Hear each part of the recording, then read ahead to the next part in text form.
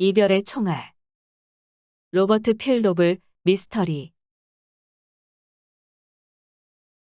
열정의 찬바리톤의 노래의 마지막 음절이 서서히 사라졌다. 레이놀즈 부인이 반주의 마지막 소절을 마치자마자 피아노 건반에서 눈을 들어 성악가를 바라보았다. 오늘 아주 훌륭한 음색을 보여줬어요, 찰스. 그녀가 말했다. 하지만 오늘 저녁 뭔가 문제 때문에 머리가 아프군요. 게다가 시간이 갈수록 점점 통증이 심해지고 있어요. 그러니 오늘 밤은 이만 마칠 수 있을까요? 그녀가 그렇게 말하면서 자리에서 일어났다. 하룻밤만 쉬고 나면 괜찮아질 것 같아요. 굉장히 유감이군요. 당연히 오늘은 이 정도로 끝내죠. 아까 저에게 이야기하지 그랬어요? 그들이 문 쪽으로 걸어가면서 찰스 하딩이 말했다. 하지만 떠나기 전에 존과 담배를 피우면서 잡담이나 나누겠어요. 아마 오늘 저녁 내 목소리로 온 집안을 시끄럽게 한 것에 대해서 존은 용서해 주겠죠. 그가 음악을 즐기지 않는다는 것이 참 유감이에요. 그들이 위층으로 가는 계단을 오르면서 그가 덧붙였다. 그래요. 정말로 그렇죠. 그녀가 대답했다. 존은 마치 다이아몬드가 뿌려진 땅을 지나가는 눈먼 사람 같아요. 음악의 아름다움이라는 것이 그에게는 존재하지 않는 것이죠. 그녀가 남편의 서재 방문 앞에서 잠시 멈췄다. 재미있게 놀다가 가요. 그녀가 뒤로 물러서면서 말했다. 평안한 밤 되요. 내일 아침이면 기분이 나아지기를 바라요. 찰스가 그렇게 말하더니 존의 방 안으로 들어갔다. 레이놀즈 부인이 침실 문을 닫으면서 자신의 두통이 더욱 날카롭게 느껴진다는 것을 깨달았다. 하지만 사실 그녀는 기억 때문에 더욱 고통스러운 것이었고 오히려 두통은 그 기억 때문에 발생한 것이었다. 그녀와 찰스는 금요일 저녁 음악 연주회의 한 부분을 맡아 무대에 설 예정이었고 꽤 오랜 시간 동안 자주 모여 연습을 했다. 그리고 그날 저녁 식사 자리에서 그녀의 남편이 보여준 부르퉁함과 짜증의 원인도 그 잦은 연습이 원인인 듯 보였다. 과거 오랜 시간 동안 그녀의 남편은 함께하기에 즐거운 사람은 아니었다. 하지만 최근 들어 그의 짜증은 더욱 심해졌고 그날 저녁의 일은 황당할 정도였다. 그녀의 남편은 찰스의 집안 출입을 금지할 준비가 된 듯 보였다. 그는 질투심에 가득 차 있었다. 그녀의 남편이 질투를 한다는 것은 절대적으로 확실했다. 남편이 폭풍같이 쏟아낸 말들과 스스로 주제하지 못한 분노를 다시 생각해보면 그녀는 황당한 웃음이 나올 정도였다. 만약 한때 그녀와 찰스가 약혼한 사이였다면, 그리고 아무것도 아닌 것을 가지고 언쟁이 벌어졌고 그 직후 그녀가 존과 결혼을 했으며 모든 것이 그렇게 정리되었다. 존은 그 사실을 직시하고 좀 더 합리적으로 행동할 필요가 있었다. 존이 조금이라도 음악을 즐길 수 있었다면 함께 지내는 것은 훨씬 더 유쾌한 일이 되리라. 그리고 얼마나 오랫동안 잠들었는지 그녀는 알 수 없었다. 하지만 그녀는 두려움 속에서 깨어났다. 자동차 타이어가 폭발하는 듯한 소리가 너무나도 시끄러워서 그녀가 잠에서 깨어났다. 그리고 너무나도 놀란 나머지 그녀는 제대로 정신을 차리기도 전에 몸을 일으켜 세웠다. 그녀의 심장이 미친 듯 빠르게 박동했고 손이 경련을 일으켰다. 그녀가 침대에서 빠져나와 침실 문을 열었다. 존, 그녀가 외쳤다. 그리고 또다시 이번에는 훨씬 더 큰 소리로 외쳤다. 존, 존. 그녀의 외침은 흐느낌으로 끝났다. 만약에, 주님, 만약에라도 그가 일을 저질렀다면 그녀가 흐느끼면서 남편의 서재로 연결된 넓은 복도를 따라 달렸다. 가슴을 찌르는 애처로운 비명이 그녀의 입술 사이로 터져나왔다. 찰스가 아니라 존이 팔다리를 버리고 바닥에 누워 있었다. 그의 몸은 온통 피로 범벅이 되어 있었다. 비틀거리던 그녀가 난간 기둥을 잡고 반쯤은 달리는 자세로, 반쯤은 쓰러지려는 자세로 계단을 따라 내려갔다. 그리고 바깥 거리의 보도로 통하는 현관문을 통과했다. 도와줘요. 아, 제발 도와주세요. 그녀가 소리 질렀다. 누구 도와줄 사람 없나요? 그녀가 울부짖었다. 무슨 일입니까? 건너편 거리의 골목에서 누군가 걸어 나오더니 그 말을 하면서 그녀를 향해 다가왔다. 제 남편이요. 아, 제발 도와주세요. 그녀는 계속 흐느꼈다. 그녀의 울부짖음에 반응해서 달려왔던 남자가 그녀를 부축했다. 그녀는 거의 기절한 상태였고 남자가 겨우 그녀를 끌고 집 안으로 들어갔다. 그는 겨우 그녀를 부축해서 위층으로 올라갈 수 있었고 그녀가 공포에 질려서 뛰쳐나왔던 침대까지 데려갔다. 전화기가 어디에 있나요? 그의 목소리가 너무 빠르게 흘러나왔기 때문에 거의 무뚝뚝하게 들렸다. 방금 전 레이놀즈 씨의 서재에 열린 방문 앞을 지나가던 남자는 바닥에 쓰러진 것을 볼 수 있었다. 복도에 있어요. 아래층이에요. 경련을 통제하지 못하는 여자의 입술 사이로 가냘픈 소리가 새어나왔다. 의사를 불러줘요. 의사를 불러주세요. 사실 레이놀즈 씨 자신보다 그의 부인이 더욱 더 크게 의사를 필요로 할 것 같다는 생각을 한 그 남자가 서둘러 계단을 따라 내려가서 가장 가까운 곳의 의사에게 전화했다. 그리고 지금 당장 오겠다는 약속을 받았다. 그 다음 그가 다른 번호로 전화했다. 경찰서입니까? 그래요. 나는 윈이요. 지금 당장 여기로 사람을 좀 보내줘요. 월럭가 734번지입니다. 사람이 죽었습니다. 아마도요. 살인사건처럼 보입니다. 나는 여기에서 기다리고 있겠습니다. 그가 다시 계단을 뛰어 올라갔고 레이놀즈 부인이 힘이 빠진 몸을 실내복에 겨우 우겨넣고 복도에 나와 있는 것을 발견했다. 그녀는 불안한 걸음으로 자신의 남편 서재를 향해서 걷고 있었다. 남편에게 가야 해요. 그녀가 외쳤다. 여기에서 기다려요. 그가 온화한 목소리로 말했다. 만약 당신이 할 수 있는 일이 있다면 내가 말씀드리죠. 하지만 그녀는 그의 말에 주의를 기울이지 않고 그냥 그를 따라서 서재 안으로 들어갔다. 그리고 창백한 얼굴로 입을 벌린 채 떨리는 손을 다른 손으로 누르면서 바닥에 쓰러져 있는 형체를 바라보았다. 그리고 바로 그 옆에는 윈이 서 있었다. 의사가 올 때까지 기다려야 합니다. 그가 침착하고 온화한 목소리로 말했다. 금방 오겠다고 말했어요.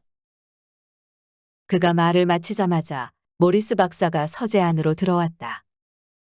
뭔가 좀 해주세요, 선생님. 지금 당장, 빨리요. 발작처럼 들리는 음성으로 그녀가 의사에게 외쳤다. 사실 의사는 도착하자마자 아무 말도 하지 않고 능숙하게 레이놀즈 씨를 살피고 있었다. 잠시 동안 말을 멈췄던 모리스 박사가 천천히 일어났다. 남편분은 우리가 도울 수 있는 범위를 넘었습니다. 레이놀즈 부인. 그가 말했다. 당신이야말로 자리에 누우십시오. 그리고 제가 뭔가 당신을 안정시킬 것들을 드리겠습니다. 모리스 박사가 레이놀즈 부인을 도와서 그녀의 침실로 가는 사이 제복을 입은 경찰관 한 명을 포함한 2명의 남자가 위층으로 올라왔다. 그리고 그 비극이 벌어진 서재 안으로 들어오더니 윈과 서로 누구인지 알아보는 듯한 말을 몇 마디 나눴다. 그리고 우연히도 그 현장에 제일 먼저 도착하게 된 윈의 설명에 귀를 기울였다. 총알 자국이군요. 제복을 입지 않은 두 번째 남자가 중얼거렸다. 그는 시경의 형사가 분명했고 시체와 그 주변 환경을 확인하고 있었다. 옷이 흐트러져 있고 창문은 잠겨 있습니다. 총은 찾을 수 없군요. 아마도 거의 확실하게 살인 사건으로 보이는군요. 레이놀즈 부인이 바깥으로 뛰어나갔을 때 현관문이 잠겨 있었나요? 그 당시 집안에 다른 사람은 없었을까요? 나도 모르겠어. 존슨. 윈이 말했다. 자네가 레이놀즈 부인에게 물어봐야 돼. 존슨이 모리스 박사를 향해서 고개를 돌렸다. 박사는 레이놀즈 부인에게 안정제를 투여한 후 하녀에게 그녀를 맡기고 다시 서재 안으로 들어온 참이었다. 뭔가 아시는 것이 있으신가요, 선생님? 존슨이 물었다. 우선 외관상으로 보자면 총알은 심장 바로 위쪽을 통해서 몸 안으로 들어왔습니다.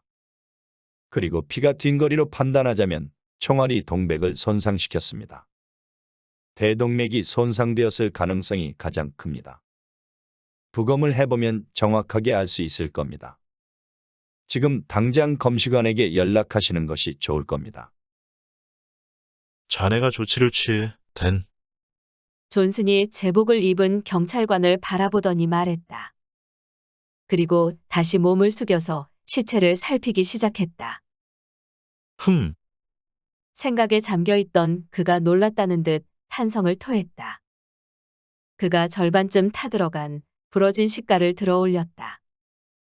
그것은 죽은 사람의 윗돌이 가장자리 아래에 눌러 있었다. 포르티나군요. 그가 시가의 장식뒤에 새겨진 상표를 읽었다. 내 생각에는 말이죠.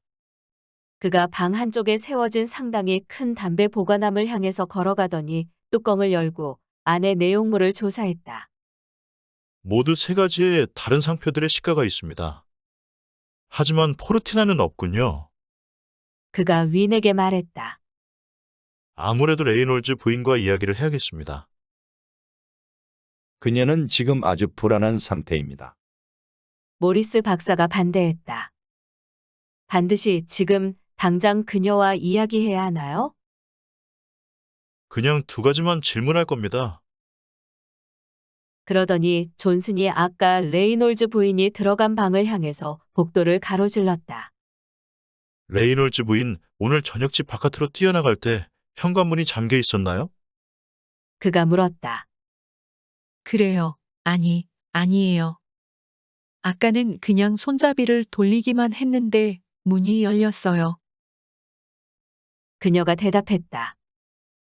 오늘 저녁 남편분하고 같이 있었던 사람이 누구인가요? 레이놀즈 부인? 그것이 다음 질문이었다. 그 순간 그녀의 얼굴 위로 두려움이 몰려왔다. 그가 한 것이 아닐 거예요. 찰스는 그 누구도 해치지 않았을 거예요. 그녀가 저항하듯 말했다. 찰스 누구인가요? 질문이 이어졌다. 찰스 하딩이요. 하지만 나는 그가 이런 일을 한 것이 아니라는 것을 알아요. 그가 한 것이 아니에요. 그녀가 더듬거리며 그러나 확신에 찬 어조로 말했다. 어디 한번 알아보도록 하죠. 이제 더 이상 부인을 괴롭히지 않겠습니다. 그가 그렇게 말하고 시체가 누워있는 방으로 돌아갔다. 의사는 자신의 집으로 돌아갔고 존슨은 나머지 조사를 마무리한 후 경찰관에게 골목 근처에서 대기하라고 지시했다. 그리고 자신은 경찰서를 돌아갔다. 윈은 여전히 서재에 남아서 자신만의 조사를 계속했다. 그는 방 앞 모든 부분을 조사했고 아무런 단서도 남아있지 않을 것 같은 부분들까지 훑어보았다. 그리고 긴 의자 아래에서 그가 청동재의 작은 다림추 하나를 발견했다. 그 끝에는 끈이 달려 있었다. 그가 꼼꼼히 그것을 살펴보더니 주머니 안에 넣었다. 그리고 그가 아무 말도 하지 않고 그 집에서 나갔다. 다음 날 아침, 윈이 자신의 아파트를 막 떠나려는 찰나 친구인 찰스 하딩이 그를 찾아왔다. 자네 아침 신문을 봤나? 친구가 흥분해서 그에게 물었다. 아니, 왜 그러는데? 그가 물었다. 레이놀즈 씨가 살해당했어. 그런데 내가 어젯밤에 그와 함께 있었다고. 하딩이 소리쳤다. 그리고 여기까지 오는 동안 누군가 나를 미행한 것이 틀림없다고 확신할 수 있어. 내가 뭘 어떻게 해야 되겠나? 자네는 어떤 종류의 시가를 피우지, 찰스? 포르티나 상표를 피우지. 상대방이 친구를 빤히 바라보며 물었다. 하지만 왜 그런 것을 묻는 건가? 아니야, 신경 쓸 것 없어. 그리고 누가 미행하는지와 상관없이 원래 하려던 일을 하는 게 좋아. 자네는 어쩌면 체포될 수도 있어. 하지만 크게 걱정할 필요는 없을 거야. 바로 지금부터 그 사건을 조사할 생각이야. 혹시 이 말이 자네에게 위안이 될지 모르겠지만 하딩이 친구의 손을 잡고 흔들었다. 고마워, 오랜 친구. 자네에게 의지할 수 있다는 것이 너무 기뻐. 이제 나가야 할 것 같군. 윈이 말했다. 이 사건의 핵심을 빨리 알아낼수록 자네의 마음속 평화에 더욱 큰 도움이 될 거야. 물론 핵심을 알아내는 것이 가능하다면 불안해하면서 하딩이 자신의 사무실로 가는 길에 자신이 여전히 미행당하고 있다는 것을 알아차렸다. 윈은 원럭가 쪽으로 발걸음을 옮겼다. 생각에 잠긴 그는 주변으로 아는 사람이 지나가도 알아차리지 못했다. 레이놀즈 부인의 집에 도착한 그가 초인종을 눌렀다. 레이놀즈 부인에게 전해줘요. 그가 주머니에서 명함을 꺼내주면서 하녀에게 말했다. 부인을 단 몇 분이라도 봐야 하는 절대적으로 필요한 용건이 있어요. 수심이 가득한 창백한 얼굴을 하고 레이놀즈 부인이 응접실 안으로 들어오자 윈이 자리에서 일었다. 이토록 힘든 시기에 부인을 방해하게 되어 정말 죄송합니다. 레이놀즈 부인. 하지만 우리 공통의 친구인 찰스 하딩의 입장에서 남편분의 죽음과 관련되어 당신이 아는 모든 것을 저 역시 알게 되는 것이 필요합니다. 찰스가 그런 짓을 했을 리 없어요. 윈 씨, 그는 그런 행위를 할 수 없는 사람이에요. 저 역시 부인과 동의합니다. 윈이 말했다. 하지만 다른 용의자들보다 먼저 그의 혐의를 벗기기 위해서는 모든 가능한 사실들을 제가 미리 알아야 합니다. 겉으로 보기에는 그에게 불리한 것들까지 모두 포함해서 알려주십시오. 우선 당신이 어젯밤 집 바깥으로 뛰어나가기 전에 당신은 잠든 상태였나요? 그래요. 나는 두통이 너무 심해서 침실로 갔어요. 찰스하고 몇 곡의 연습을 하고 난 다음이었죠. 그리고 그는 존의 서재로 갔어요. 다투는 소리나 몸싸움을 벌이는 소리 같은 것을 들으셨습니까? 아니요. 다만 저를 깨운 총소리를 제외하면 들은 것은 없어요. 아마도 총소리가 맞았겠죠. 그녀가 몸을 떨면서 덧붙였다. 그렇다면 당신 남편과 찰스 하딩이 싸울 이유 같은 것이 있었습니까? 레이놀즈 부인이 잠시 망설이더니 재빨리 말했다. 딱히 이유는 없다고 생각해요. 하지만 만약 윈 씨, 조니 찰스에 대해서 가진 비이성적인 질투심을 이유라고 부른다면 그렇게 말할 수는 있을 거예요. 최근 몇 주 동안 찰스와 나는 상당히 자주 만나서 연습을 같이 했어요. 그런데 조는 그것을 좋아하지 않았어요. 어젯밤이 당신과 레이놀즈 씨, 그리고 찰스를 제외하고 이 집안에는 누가 있었습니까? 하녀뿐이었어요. 다른 남자아이는 이 집에서 자는 사람은 아니거든요. 레이놀즈 씨가 당신이 아는 한 적이 있었습니까? 남편분이 다른 사람과 문제를 일으킨 적이 있었습니까? 제가 아는 한에서는 그러니까 있었어요. 예전 하인이 술을 너무 많이 마셔서 해고한 적이 있었어요. 그 하인은 매우 크게 화를 냈고 욕설을 퍼부으면서 떠났어요. 그 사람 이름은 뭡니까? 칼 한슨이요. 그 사람의 집 주소를 아십니까? 아니요. 남편이 직업 소개소를 통해서 그 사람을 고용했어요. 혹시 없어진 것은 없습니까? 돈이라든가 보석이라든가? 없어진 것은 없는 것 같아요. 어젯밤 도움을 청하기 위해서 바깥쪽 거리로 나갈 때 현관문은 잠겨 있었습니까? 열쇠나 빗장은 잠겨 있지 않았어요. 현관문을 열 때 그냥 손잡이를 돌려서 열었어요. 하지만 안쪽 문잡이에는 용수철 잠금 장치가 달려 있어요. 그러니까 현관문은 잠겨 있었던 것이 틀림없어요. 그렇다면 바깥쪽 손잡이는 어떻습니까? 바깥에서 현관문을 열기 위해서는 열쇠가 있어야 해요. 그렇다면 레이놀즈 부인, 어떻게 어젯밤 외부 사람이 이 집 안으로 들어올 수 있었던 겁니까? 바깥으로 통하는 다른 문 모두, 그리고 아래층 창문들 역시 잠겨 있었습니다만. 레이놀즈 부인의 얼굴이 더욱 창백해졌다. 그 칼 한슨이라는 사람이 이 집 열쇠를 가지고 있었습니까? 윈이 연이어 물었다. 그 사람은 열쇠를 모두 가지고 있었어요. 레이놀즈 부인이 바로 대답했다. 아까보다는 훨씬 숨쉬기가 편한 듯 보였다. 하지만 우리에게 돌려줬어요. 그가 열쇠를 복제해서 가지고 있을 가능성은 없겠죠. 설마. 그래요. 그럴 수 있죠. 레이놀즈 부인. 지금으로서는 더 이상 당신을 붙잡아 두지 않겠습니다. 하지만 남편분 방을 다시 한번 조사하는 것을 허락해 주셨으면 합니다.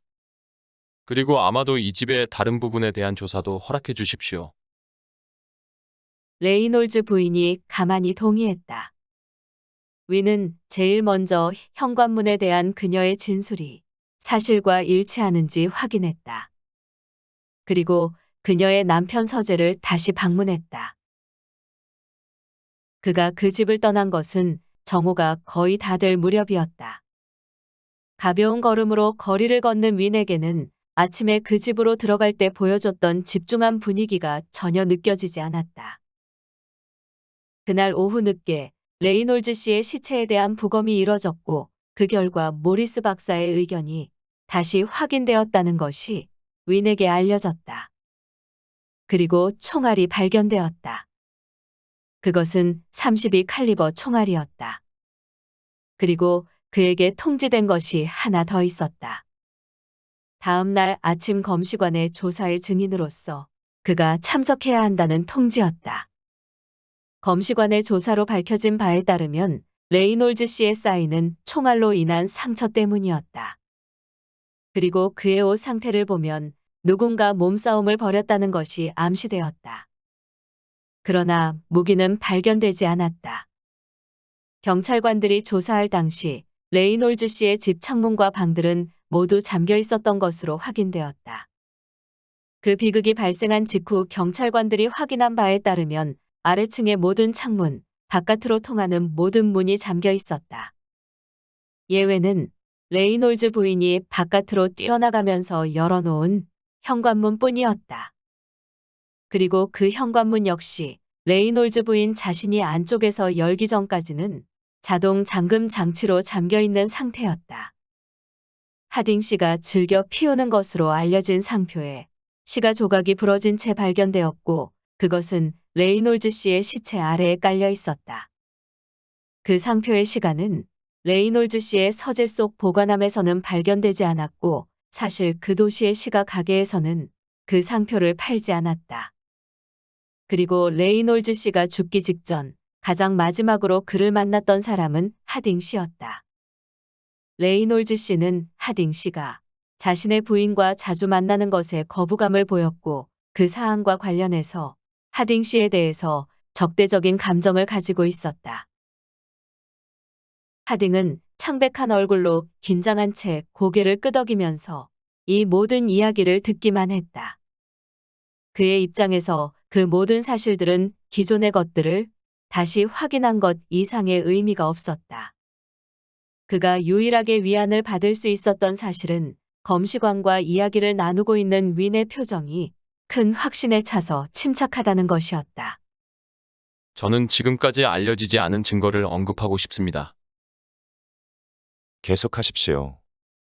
검시관이 대답했다. 최초로 레이놀즈 씨의 집에 출동했던 경찰관들이 조사를 모두 마친 후 윈이 말했다. 저는 그 시체가 발견된 장소에 대한 추가적인 조사를 진행했습니다. 그리고 그 방의 긴 의자 아래에서 이것을 발견했습니다.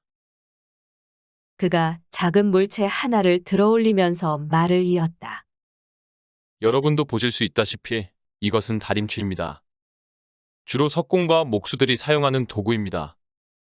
제 관심을 끌었던 특이한 사실은 다림추에 달린 튼튼한 줄이 달려 있는데 그 반대편 끝에 작은 실이 연결되어 있다는 것이었습니다. 또한 이 다림추가 발견된 곳이 서재 안긴 의자 바로 아래쪽이었다는 사실과 하녀가 제게 말한 바에 따르면 레이놀즈 씨가 사망한 날 오전에 그 서재를 깨끗이 청소했다는 사실이 흥미로웠습니다. 그리고 하녀가 확신에 차서 말한 바에 따르면 자신이 그 서재를 청소할 당시에는 이 다림추가 없었다는 것이었습니다. 그리고 그녀는 그 다림추를 한 번도 본 적 없다고 증언했습니다. 물론 지금으로서는 이 다림추와 레이놀즈 씨의 죽음 사이 연관성을 명백하게 보는 것이 불가능합니다.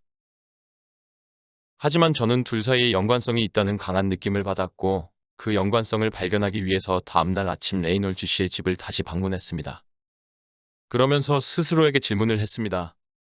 그 다림추가 걸려 있었던 것은 무엇이었을까? 그리고 그 줄 끝에 달린 실로 고정된 물체가 무엇이었을까? 다림추에 달린 줄을 쓰지 않은 이유는 무엇이었을까? 그리고 레이놀즈 씨가 누워있던 곳에 그 다림추가 남겨진 이유는 무엇이었을까? 레이놀즈 씨의 경우 매우 단정한 것을 좋아하는 사람이고 하녀가 그날 아침 그 서재를 청소했음에도 불구하고 그런 다림추가 남아있었던 것은 왜일까? 이런 질문을 던졌습니다. 그리고 그 질문에 있어서 다행히도 나는 대답을 찾을 수 있었습니다. 다시 말해서 나는 전등이 달린 샹들리에의 수직관의 아래쪽 부분에 고정된 짧은 실 조각을 발견했습니다. 그 샹들리에는 레이놀즈 씨의 서재 한가운데 천장에 달려 있었습니다. 그리고 그 샹들리에에 다림추가 달려 있었다면 그것은 공중으로부터 약 30cm 아래까지 드리워 있었을 것임도 알아냈습니다. 바로 그 샹들리에의 위쪽 천장은 그 서재 위층의 다락방과 맞닿아 있었고 그 다락방의 바닥 일부분이 모두 들려 있었습니다. 그 다락방의 바닥 공사가 완료된 후 아주 오랜 시간이 지난 시점에서 그 바닥 일부가 들렸다가 다시 제자리로 돌아간 흔적이었습니다. 그리고 바닥을 들어올리자 소총의 끝 부분이 보였습니다. 그 소총은 샹들리에의 수직관에 박힌 채 총구를 아래쪽으로 향하고 있었습니다. 하딩이 자신의 의자에 몸을 기대고 안도의 한숨을 내쉬었다. 하지만 그 자리에 다른 사람들과 검시관은 긴장된 모습으로 집중해서 윈의 말을 듣고 있었다. 그 소총의 개머리판은 잘려 나가 있었는데 윈이 말을 이었다. 그 소총 전체를 샹들리에의 관에 꽂아 넣은 후 다락방 바닥으로 튀어나오지 않도록 만든 것이었습니다.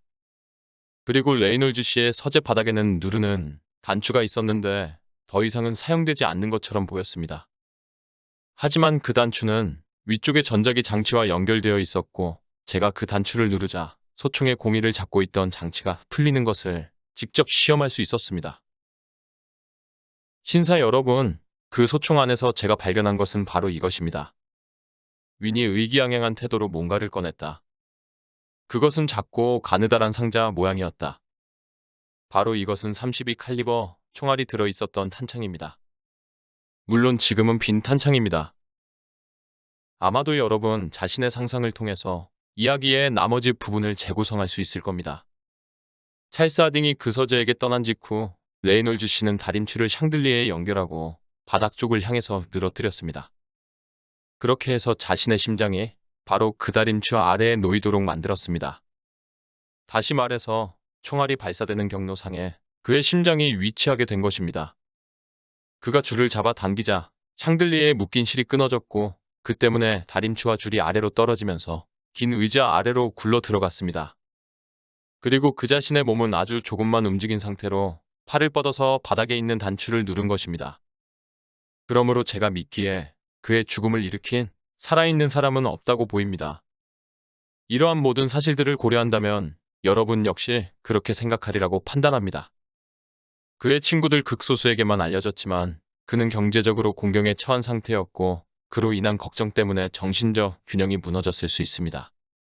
그런 상태에서 그가 죽음을 통해서 안식을 찾으려고 시도했다고 믿는 것이 우리로서는 그에게 친절을 베푸는 것일 수도 있습니다. 물론 그런 시도 속에서도 그는 자살의 흔적을 지우려고 시도한 것이었습니다.